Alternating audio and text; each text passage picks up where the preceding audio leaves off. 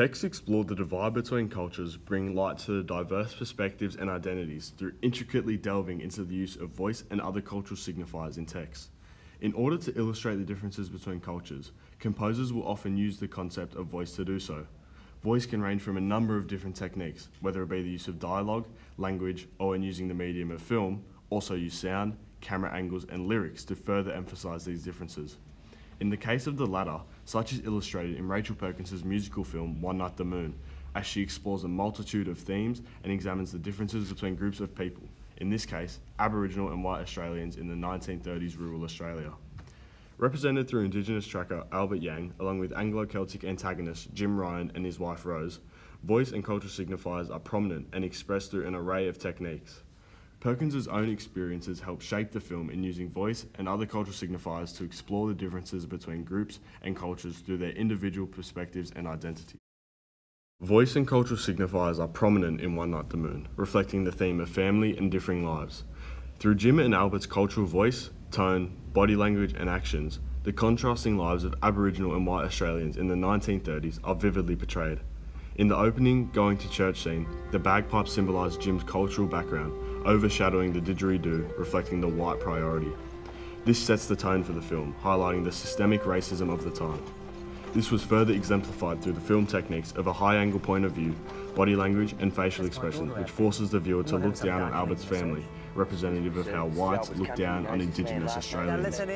The encounter between Jim and Albert's families on the road underscores the division between cultures, with Rose's dismissive gesture towards Albert's family exemplifying the prevailing attitudes.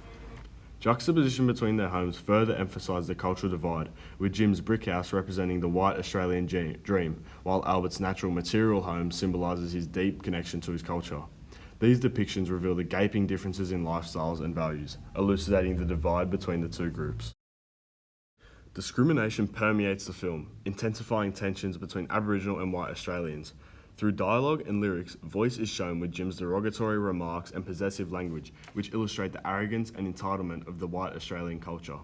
The duet between Jim and Albert juxtaposes their respective claims to the land. In the "This Land Is Mine" scene, Jim said, "Daughter out there. I'm not having some darkie leading the search. Blacks are my land. This is my property and I'm calling the shots." The visceral language of "my property" and "my land" shows Jim's arrogant personality and tense tone, representing the voice of the white Australian culture. In the duet of Jim and Albert, lyrics are used as a voice to represent the characters' beliefs and cultures.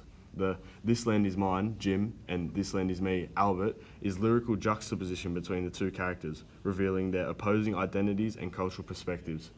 Jim's higher register and authoritative tone underscore his dominance, while Albert's earthy tone reflects his spiritual connection to the land.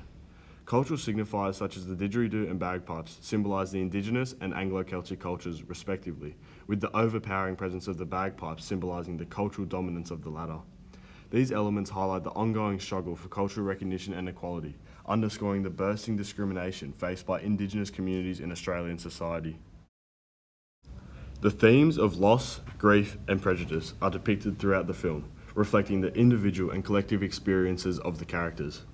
Through dialogue and lyrics, the profound impact of Emily's death on Rose and Albert is palpable, evoking a sense of sorrow and despair.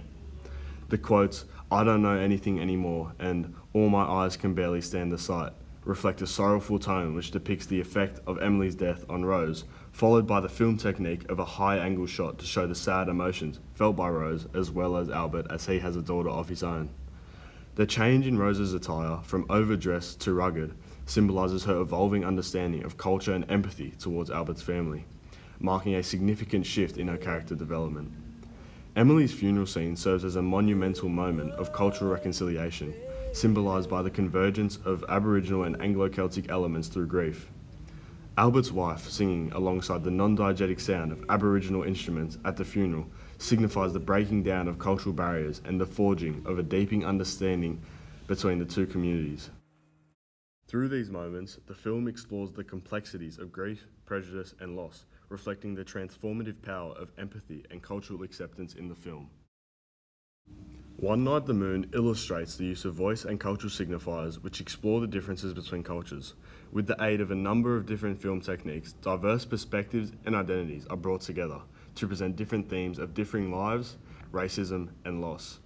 It is explicitly clear that Perkins's text intricately delves into the use of voice and other cultural signifiers that explores the divide between cultures, bringing light to the diverse perspectives and identities.